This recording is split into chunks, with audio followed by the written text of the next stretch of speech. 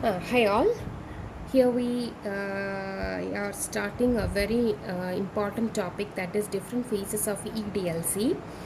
ഇതൊരു യൂണിവേഴ്സിറ്റി ക്വസ്റ്റ്യനിൽ 12 മാർക്കിന് തന്നെ ഒറ്റ ക്വസ്റ്റ്യൻ ആയിട്ട് ചോദിച്ചിട്ടുണ്ട് ലാസ്റ്റ് മോഡ്യൂളിൽ നിന്നും.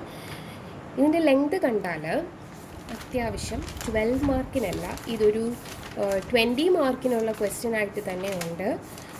ബട്ട് ഇത് നിങ്ങൾ ഫുൾ പഠിച്ചാലേ പറ്റത്തുള്ളൂ. കാരണം ഇതിൻ്റെ സബ് പാർട്ടുകളിൽ നിന്നും 6 മാർക്കിനുള്ള ക്വസ്റ്റ്യനും ചോദിച്ചു കണ്ടിട്ടുണ്ട്. ഫോർ എക്സാമ്പിൾ, നമ്മളിങ്ങനെ ഇടയ്ക്ക് പഠിക്കുമ്പോൾ ഇവിടെ എന്താണ് പ്രോഡക്റ്റ് റീ എഞ്ചിനീയറിങ്ങിൻ്റെ ആവശ്യം, ഏതൊക്കെ സമയത്താണ് ഒരു പ്രോഡക്റ്റ് ഡിസ്പോസ് ചെയ്യുന്നത്, അങ്ങനെയുള്ള കാര്യങ്ങളെല്ലാം ഇടയ്ക്ക് 6 മാർക്കിന് വേണ്ടിയിട്ട് അവർ ചോദിച്ചിട്ടുണ്ട്.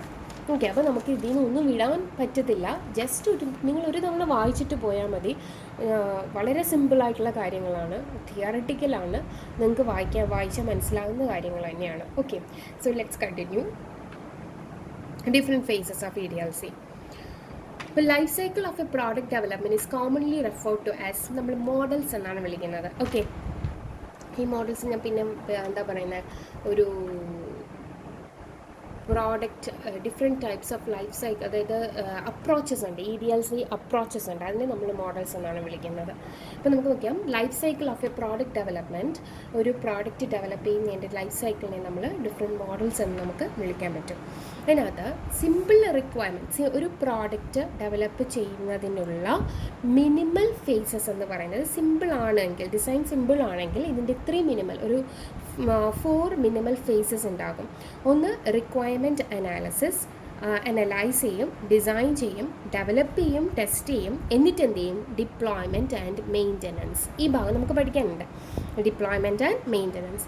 Number of phases involve in a model, നമ്മുടെ ഒരു മോഡലിനകത്ത് വരുന്ന ഫേസസിൻ്റെ എണ്ണം നമ്മുടെ പ്രോഡക്റ്റിൻ്റെ കോംപ്ലിസിറ്റി അനുസരിച്ച് വേരി ചെയ്യും. But number of phases involved in a model may vary according to the complexity of the പ്രോഡക്റ്റിൻ്റെ കോംപ്ലിസിറ്റി അനുസരിച്ച് വേരി ചെയ്യും. ഇനി ഇതാണ് നമുക്ക് പഠിക്കാനുള്ളത്. Okay, classic embedded product level life cycle model. ഒരു ക്ലാസിക് എംബഡഡ് പ്രോഡക്റ്റ് ആണ് എങ്കിൽ അതിൻ്റെ ലൈഫ് സൈക്കിളിനകത്ത് വരുന്ന ഫേസസ് എന്ന് പറയുന്നത്, ലൈഫ് സൈക്കിൾ മോഡലിൻ്റെ ഫേസസ് എന്ന് പറയുന്നത് 9 ഡിഫറെൻറ്റ് ഫേസസ് ഉണ്ട്. First one is need, second conceptualisation, analysis, design, development and testing, deployment, support, upgrades, retirement ബാർ, disposal. So this is the figure of the life cycle model. ആദ്യമേ എന്ത് ചെയ്യുന്നുണ്ട്, need, ഇവിടെ നിന്നാണ് start ചെയ്യുന്നത്. ഫ്രം ദ നീഡ് അടുത്ത phase conceptualisation, next analysis, next design, next development and testing, deployment, support, upgrades and last one is retirement. So നമുക്ക് എന്ത് ചെയ്യാം, ഫസ്റ്റ് നീഡ് വെച്ച് തുടങ്ങാം. Okay, need. Any embedded product may evolve as an output of a need. ഒരു ആവശ്യകതയിൽ നിന്നാണ് ഒരു product ഉണ്ടാകുന്നത്. നമ്മുടെ മാർക്കറ്റിൽ അല്ലെങ്കിൽ ഒരു യൂസറിന് നമ്മൾ എന്തെങ്കിലും ചെയ്തുകൊണ്ടിരിക്കുമ്പോൾ നമുക്കത് കിട്ടിയിരുന്നെങ്കിൽ നന്നായിരുന്നു എന്ന് ചിന്തിക്കുമ്പോഴാണ് ഇങ്ങനെയൊരു സംഭവം നമുക്ക് ആവശ്യം ഉള്ളപ്പോഴാണ് നമ്മൾ പല സാധനങ്ങളും മേടിക്കാറ്. അപ്പം നമ്മുടെ മാർക്കറ്റിൽ ഇല്ലാത്തതാണെങ്കിൽ നമുക്കൊരു ആവശ്യം വന്നു കഴിഞ്ഞാൽ അങ്ങനെയൊക്കെയാണ് ഓരോ സയൻറ്റിസ്റ്റുകൾ ഉണ്ടാകുന്നത്. ഓക്കെ, റിസർച്ച് നടത്തി ഒരു സംഭവങ്ങൾ ഉണ്ടാക്കുന്നത്. So an embedded product may evolve as an output of A need. Next, need എങ്ങനെ വരും? നീഡ് ആരിൽ നിന്നൊക്കെയാണ് വരുന്നത്? ഒരു ഇൻഡിവിജ്വലിൽ നിന്ന് വരാം, പബ്ലിക്കിൽ നിന്നും വരാം, അല്ലെങ്കിൽ ഒരു കമ്പനിയിൽ നിന്നും വരാം. ഒരു കമ്പനിക്ക് വേണ്ടിയിട്ട് മാത്രമായിട്ടും വരാം. ഓക്കെ, നെക്സ്റ്റ്, ഈ പറയുന്ന എന്തൊക്കെയാണോ നീഡ് അതിനെ ബേസ് ചെയ്തുകൊണ്ട് നമ്മളൊരു ഡോക്യുമെൻറ്റ് പ്രിപ്പയർ ചെയ്യും. ഓക്കെ, അപ്പം ആ പറയുന്ന എന്തൊക്കെയാണോ ആവശ്യം ആ പറയുന്ന നീഡിൽ നിന്നും ഒരു ഡോക്യുമെൻറ്റ് ക്രിയേറ്റ് ചെയ്തെടുക്കുന്നതിനെയാണ് നമ്മൾ സ്റ്റേറ്റ്മെൻറ്റ് ഓഫ് നീഡ് അല്ലെങ്കിൽ കൺസെപ്റ്റ് പ്രപ്പോസൽ എന്ന് പറയുന്നു. Okay, statement of need or concept proposal എന്ന് പറയുന്നു. Next, this concept proposal must be reviewed by, ആരാണോ ഒരു ഇപ്പം നമ്മൾ പ്രോഡക്റ്റ് ചെയ്യാമെന്ന് പറയുന്ന ഒന്നെങ്കിലും ഒരു ഫണ്ടിങ് ഏജൻസി കാണും. ഓക്കെ, അവർക്ക് നമ്മൾ ഈ പറയുന്ന കൺസെപ്റ്റ് പ്രപ്പോസൽ അയച്ചു കൊടുക്കും. അല്ലെങ്കിൽ ഒരു കമ്പനിക്കകത്താണെങ്കിൽ ഒരു സീനിയർ മാനേജ്മെൻറ്റിന് അയച്ചു കൊടുക്കും. ഒരു കമ്പനിയിലാണ് അത് കിട്ടുന്നതെങ്കിൽ. സോ ഈ പറയുന്ന നമ്മളൊരു കൺസെപ്റ്റ് പ്രപ്പോസൽ ഉണ്ടാക്കി കഴിഞ്ഞാൽ we will forward it into senior management and funding agency for a review. ഒരു റിവ്യൂവിന് വേണ്ടിയിട്ടായിരിക്കും. And we need to get an approval from these members. ഈ പറയുന്ന ആൾക്കാരിൽ നിന്ന് നമുക്ക് എന്ത് ചെയ്യണം? ഈ കൺസെപ്റ്റ് പ്രപ്പോസലിന് അപ്രൂവൽ മേടിക്കണം. ഒരിക്കൽ അപ്രൂവ് ചെയ്ത് കഴിഞ്ഞാൽ ഇത് നേരെ പോകുന്നത് ആരുടെ കയ്യിലാണ്? നമ്മുടെ product development may lead to product മാനേജ്മെൻറ്റിൻ്റെ കയ്യിലായിരിക്കും. ദാറ്റ് മീൻസ് ഒരു പ്രോഡക്റ്റ് ഡെവലപ്പ് ചെയ്യാനുള്ള ഒരു ടീമിൻ്റെ കയ്യിലേക്കായിരിക്കും ഈ പറയുന്ന ഒരിക്കൽ അപ്രൂവ് ചെയ്ത് കഴിഞ്ഞാൽ പോകുന്നത്. ദാറ്റ് മീൻസ് ആ പറയുന്ന product it is going to available in the market soon എന്ന് പറയുന്ന ലെവലിലേക്ക് മാറും. അപ്പം product development need can be, എന്തൊക്കെയാണ് പ്രോഡക്റ്റ് ഡെവലപ്മെൻറ്റ് നീഡ് എന്ന് നോക്കാം. ഒരു തവണ അപ്രൂവ് ചെയ്ത് കഴിഞ്ഞാൽ ഇത് നേരെ പ്രോഡക്റ്റ് ഡെവലപ്മെൻറ്റ് നീഡിൻ്റെ കയ്യിലേക്ക് ലീഡ് ചെയ്യും. അപ്പോൾ പ്രോഡക്റ്റ് ഡെവലപ്മെൻറ്റ് നീഡ് എന്തൊക്കെയാണ് അതിൻ്റെ ഉള്ളിൽ വരുന്നതെന്ന് നോക്കാം. New or custom product development, product reengineering, product maintenance. These are the 3 points which is coming under product development need. എന്തൊക്കെയാണ് product development need എന്ന് നോക്കാം. First one is new or custom product development. The need for a product which does not exist in the market. എങ്ങനെയാണ് ഒരു പ്രോഡക്റ്റിൻ്റെ ആവശ്യകത എങ്ങനെയാണ് വരുന്നത്? ഒന്നെങ്കിൽ ആ പ്രോഡക്റ്റ് അങ്ങനെ ഒരു പ്രോഡക്റ്റ് മാർക്കറ്റിൽ ഉണ്ടായിരിക്കത്തില്ല, അതല്ലെങ്കിൽ പ്രോഡക്റ്റ് എന്ന് പറയുന്നത് വേറൊരു പ്രോഡക്റ്റിനെ എക്സ്റ്റെൻഡഡ് വേർഷൻ എക്സ്ട്രാ ഫീച്ചേഴ്സൊക്കെ ആഡ് ചെയ്തിട്ട് കോമ്പീറ്റ് ചെയ്യാൻ വേണ്ടിയിട്ടുള്ളൊരു പ്രോഡക്റ്റ് ആയിരിക്കും. അതായത് എക്സിസ്റ്റിംഗ് പ്രോഡക്റ്റിന് കോമ്പറ്റീറ്ററായിട്ട് വരുന്നതായിരിക്കും നമ്മൾ ഡെവലപ്പ് ചെയ്യാൻ പോകുന്ന ഒരു പ്രോഡക്റ്റ്. ഓക്കെ, അപ്പം ഇതാണ് ഒരു പുതിയൊരു പ്രോഡക്റ്റിനകത്തേക്ക് പോകുന്നത്. ഓക്കെ, ഒന്ന് ഇതായിരിക്കാം ഒരു ആവശ്യകത. ദാറ്റ് മീൻസ് ന്യൂ അല്ലെങ്കിൽ കസ്റ്റം പ്രോഡക്റ്റ് ഡെവലപ്മെൻറ്റ്. ന്യൂ എന്ന് പറഞ്ഞാൽ പുതിയത്, കസ്റ്റം പ്രോഡക്റ്റ് ഡെവലപ്മെൻറ്റ് എന്ന് പറഞ്ഞാൽ ഒരു എന്താ പറയുന്നത്, PDA എന്ന് പറയുന്നത് ഒരു കസ്റ്റം പ്രോഡക്റ്റ് ഡെവലപ്മെൻ്റ് ആണ്. അതേസമയം മൊബൈൽ ഹാൻഡ്സെറ്റ് എന്ന് പറയുന്നത് നമുക്ക് കോമ്പറ്റേറ്റീവായിട്ട് വരുന്ന ഒരു പ്രോഡക്റ്റാണ്. ഓക്കെ, അപ്പോൾ need for a product which does not exist in the market or a product which act as a competitor to an existing product in the current market will lead to the development of a completely new product. Mobile ഹാൻഡ്സെറ്റിൻ്റെ കാര്യം, act as a competitor in the current market which is going to be developed by a new company apart from the existing manufacturers നിന്നും എന്താണ് പുതിയൊരു company ഒരു പുതിയ handset provide ചെയ്യുന്നു with extra features which is overcoming the disadvantages of the previous one. അങ്ങനെയാണ് പുതിയത് ഇറങ്ങുന്നത്. Next product reengineering. എപ്പോഴാണ് പ്രോഡക്റ്റ് റീഎഞ്ചിനീയറിംഗ് വരുന്നത്? Reengineering a product is the process of making changes in an existing product design and launching it as a new version.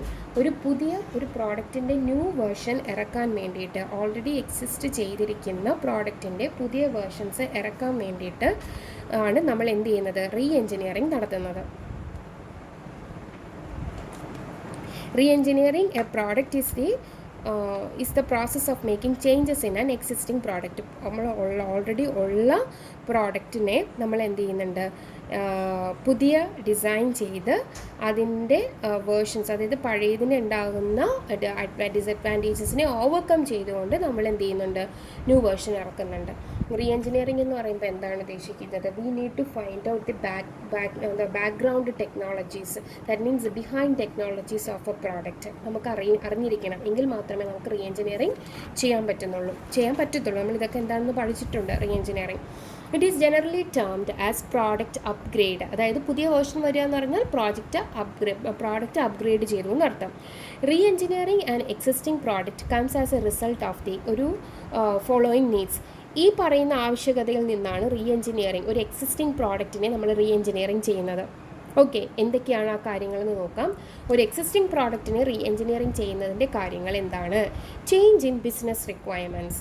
First one is change in business requirements. Business റിക്വയർമെൻറ്റ്സിൽ ഉണ്ടാകുന്ന മാറ്റങ്ങൾ കാരണം, അല്ലെങ്കിൽ user ഇൻ്റർഫേസിൻ്റെ എൻഹാൻസ്മെൻറ്റ്സുകൾ കാരണം, അല്ലെങ്കിൽ technology upgrade ചെയ്യുന്നത് കാരണം.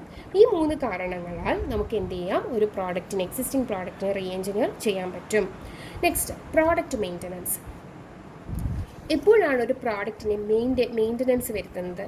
Providing technical support to the end user for an existing product. ഇപ്പോൾ നമ്മൾ ഗ്യാരൻറ്റി നമുക്ക് അങ്ങനെ വേണമെങ്കിൽ പറയാം. നമ്മളൊരു ഗ്യാരൻറ്റി കാർഡൊക്കെ നമുക്ക് കിട്ടുമല്ലോ ഒരു പ്രോഡക്റ്റ് മേടിക്കുമ്പോൾ. ദാറ്റ് മീൻസ് 1 വർഷം വരെ നിങ്ങൾക്ക് സർവീസ് ഫ്രീ ആണ് എന്നുള്ള രീതിയിൽ പറയുന്നു. ദാറ്റ് മീൻസ് ആ 1 വർഷത്തിനുള്ളിൽ ആ പ്രോഡക്റ്റിന് എന്തെങ്കിലും പറ്റിക്കഴിഞ്ഞാൽ നമുക്ക് അവരെ വിളിക്കാം, അല്ലെങ്കിൽ സർവീസ് സെൻറ്ററിൽ പോകാം, അത് കൊണ്ട് കൊടുക്കാം. അവരെന്ത് ചെയ്യും, അതിൻ്റെ കേടുപാടുകളൊക്കെ മാറ്റി തിരിച്ചു തരും. ദാറ്റ് മീൻസ് കസ്റ്റമർ കെയർ ഇല്ലേ, അത് നല്ല രീതിയിൽ പ്രവർത്തിച്ചിരിക്കണം. അതാണ് providing technical support to the end user for an existing product. The maintenance request comes as a result of product non-functioning or failure. ഒരു പ്രോഡക്റ്റ് ഫങ്ഷൻ ചെയ്യുന്നില്ല, ആ പ്രോഡക്റ്റ് ഫെയിലിയർ ആകുന്നു, അങ്ങനെയുള്ളൊരു സമയത്താണ് എന്ത് പറ്റുന്നത്, പ്രോഡക്റ്റിനെ നമ്മുടെ പ്രോഡക്റ്റിനെ മെയിൻറ്റെയിൻ ചെയ്യാനായിട്ട്, മെയിൻ്റനൻസ് വരുത്താനായിട്ട് പോകുന്നത്, റിക്വസ്റ്റ് കിട്ടുന്നത്. അപ്പം പ്രോഡക്റ്റ് മെയിൻ്റനൻസിനെ നമുക്ക് 2 രീതിയിൽ ക്ലാസിഫൈ ചെയ്യാം. ഒന്ന് കറക്റ്റീവ് മെയിൻ്റനൻസും, ഒന്ന് പ്രിവെൻറ്റീവ് അല്ലെങ്കിൽ സ്കെഡ്യൂൾ മെയിൻ്റനൻസ് എന്നും പറയും. First one is corrective maintenance എന്ന് പറഞ്ഞാൽ ഓൾറെഡി ആ പറയുന്ന പ്രശ്നം വന്നു, ഓക്കെ, അപ്പോൾ അതിനെ കറക്റ്റ് ചെയ്യുന്നു. പ്രിവെൻറ്റീവ് മെയിൻ്റനൻസ് എന്ന് പറഞ്ഞാൽ നമുക്കറിയാം അങ്ങനെ ഒരു പ്രശ്നം വരാൻ ചാൻസ് ഉണ്ടെങ്കിലോ എന്ന് വിചാരിച്ചിട്ട് നമ്മൾ നേരത്തെ അതിനെ പ്രിവെൻറ്റ് ചെയ്യുന്നു. It is the schedule maintenance to avoid the failure or non functioning of the product with the help of a preventive maintenance. So these are the contents which you need to write down under the phase number 1, that is need.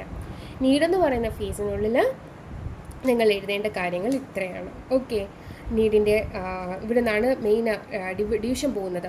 Need, product development നീഡിൻ്റെ ആവശ്യകത എങ്ങനെയാണ്, new അല്ലെങ്കിൽ custom product, ഒരു പുതിയ product അല്ലെങ്കിൽ exist ചെയ്യുന്ന ഒരു പ്രോഡക്റ്റിന് നമ്മൾ competitor വന്നു കഴിഞ്ഞാൽ we are going to develop a new product. Next product reengineering, upgrade ചെയ്യാനുള്ള വേർഷൻസ് വേണം, അതിന് ഡിഫറെൻറ്റ് വേർഷൻ വെച്ചിട്ട് നമ്മൾ എടുക്കുന്നത്. പ്രോഡക്റ്റ് മെയിൻ്റനൻസ് എന്ന് പറഞ്ഞാൽ നമ്മൾ ഈ പറയുന്ന കൂട്ട് എന്താണ്, ഒരു പ്രോഡക്റ്റ് നമ്മുടെ മാർക്കറ്റിൽ ഇറങ്ങിക്കഴിഞ്ഞാൽ അതിനെന്തെങ്കിലും ഒരു ഡിസ്ഫങ്ഷൻ വന്നു കഴിഞ്ഞാൽ എന്ത് ചെയ്യണം, we need to maintain that product. അതിൻ്റെ ഒരു പ്രൊവിഷനും കൂടിയാണ് ഈ പറയുന്നത്. And the second phase is conceptualization. Conceptualization is the product concept development phase. എന്താണ് ഫേസിൻ്റെ പേര്? കൺസെപ്ച്വലൈസേഷൻ എന്ന് പറഞ്ഞാൽ പ്രോഡക്റ്റ് കൺസെപ്റ്റ് ഡെവലപ്മെൻറ്റ് ഫേസ്.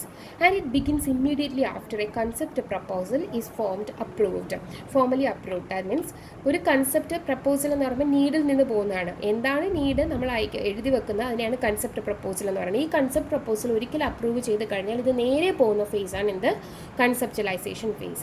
കൺസെപ്ച്വലൈസേഷൻ ഫേസിന് പറയുന്നതാണ് പ്രോഡക്റ്റ് കൺസെപ്റ്റ് ഡെവലപ്മെൻറ്റ് ഫേസ് എന്നാണ് വിളിക്കുന്നത്, വേറൊന്ന്. ഇനി കൺസെപ്ച്വലൈസേഷൻ ഫേസസ് എന്താണ് അതിനകത്ത് പറയുന്നത്, നമ്മളൊരു കൺസെപ്റ്റ് എഴുതി അതിൻ്റെ സ്കോപ്പ് എന്തായിരിക്കും മാർക്കറ്റിൽ, അതിൻ്റെ cost benefit analysis, feasibility study, എന്നിട്ട് പ്രോജക്റ്റ് മാനേജ്മെൻറ്റിനെ പ്രിപ്പയർ ചെയ്യും, റിസ്ക് മാനേജ്മെൻറ്റ് പ്ലാൻ ചെയ്യുകയും ചെയ്യും വിത്ത് the help of A project management team. അപ്പോൾ കൺസെപ്ച്വലൈസേഷൻ ഫേസ് ഡിവൈഡ് ചെയ്യുന്നത് ഇത്രയാണ്. ഒന്ന്, scope of the concept. Second one is performs cost benefit analysis, then feasibility study, and then we are going to prepare the project management and the risk management plans ചെയ്യുന്നു. ഇനി കൺസെപ്ച്വലൈസേഷൻ ഫേസിനെ നമുക്ക് 2 types of activities ആയിട്ട് divide ചെയ്യാം. രണ്ട് ആക്ടിവിറ്റീസാണ് conceptualisation ഫേസിൽ നടക്കുന്നത്. ഒന്ന് പ്ലാനിങ് ആക്ടിവിറ്റി, ഒന്ന് അനാലിസിസ് ആൻഡ് സ്റ്റഡി ആക്ടിവിറ്റി. അപ്പോൾ കൺസെപ്ച്വലൈസേഷൻ ഫേസിൽ നടക്കുന്ന 2 ആക്ടിവിറ്റീസാണ് പ്ലാനിങ് ആക്ടിവിറ്റീസും analysis and study activity. Planning ആക്ടിവിറ്റിയിൽ നടക്കുന്ന ഇതൊക്കെയാണ്. Planning activity involves next phase എന്താണോ അതിനെ പ്ലാൻ ചെയ്യുന്നു. എന്തൊക്കെ റിസോഴ്സസുകൾ, അതായത് ഫോർ എക്സാമ്പിൾ ഒരു ജോലി ചെയ്യാൻ ആൾക്കാർ വേണമല്ലോ, അപ്പോൾ അതാണ് റിസോഴ്സസുകൾ. എന്തൊക്കെ റിസോഴ്സസാണ് അതിന് വേണ്ടത് അത് പ്ലാൻ ചെയ്യുന്നു. റിസ്ക് മാനേജ്മെൻറ്റും പ്ലാൻ ചെയ്യുന്നു. ഇനി അനാലിസിസ് ആൻഡ് സ്റ്റഡി ആക്ടിവിറ്റിയിൽ വരുന്നതാണ് analysis and study activities are performed to understand the opportunity of the product in the market. മാർക്കറ്റിൽ ആ പ്രോഡക്റ്റിൻ്റെ ഓപ്പർച്യൂണിറ്റിയെ പറ്റി പഠിക്കുന്നതാണ് അനാലിസിസ് ആൻഡ് സ്റ്റഡി ആക്ടിവിറ്റി. അപ്പോൾ അതിനെപ്പറ്റി പഠിക്കുന്നതിന് വേണ്ടിയിട്ട് നമ്മൾ ഈ 3 ടേംസ് അറിഞ്ഞിരിക്കണം. ഒന്ന്, കോസ്റ്റ് ബെനിഫിറ്റ് അനാലിസിസ് നടത്തണം, ഫീസിബിലിറ്റി സ്റ്റഡി നടത്തണം, പ്രോഡക്റ്റ് ടൈപ്പ്. ഇത് 3 കാര്യങ്ങളുമാണ് അനാലിസിസ് ആൻഡ് സ്റ്റഡി ആക്ടിവിറ്റിയിൽ വരുന്നത്. ഇനി നമുക്ക് നോക്കാം ഫീസിബിലിറ്റി സ്റ്റഡി. നമ്മൾ ഇവിടെ നിന്നാണ് കേട്ടോ തുടങ്ങുന്നത്. ഈ പറയുന്ന അനാലിസിസ് ആൻഡ് സ്റ്റഡി ആക്ടിവിറ്റിയാണ് നമ്മൾ ആദ്യം പറയുന്നത്, അതിനകത്ത് വരുന്ന കാര്യങ്ങൾ. ഓക്കെ, അനാലിസിസ് ആൻഡ് സ്റ്റഡി ആക്ടിവിറ്റിയിൽ വരുന്നത് ഫീസിബിലിറ്റി സ്റ്റഡിയിലാണ് നമ്മൾ ആദ്യം പറയുന്നത്. Feasibility study examines the need for the product carefully and suggest one or more possible solutions to fill the need as a product along with alternatives. അതായത് നമ്മൾ feasibility സ്റ്റഡിയിൽ നമ്മുടെ പ്രോഡക്റ്റിൻ്റെ നീഡ് പറഞ്ഞു, അതിൻ്റെ ആ ആവശ്യം എങ്ങനെ ചെയ്യാമെന്നുള്ള സൊല്യൂഷൻസും പറഞ്ഞു, അതിന് ഓൾട്ടർനേറ്റീവ്സും കൂടി നമ്മൾ ആ സമയത്ത് പ്രൊവൈഡ് ചെയ്തിരിക്കണം. എന്തിനാണ്?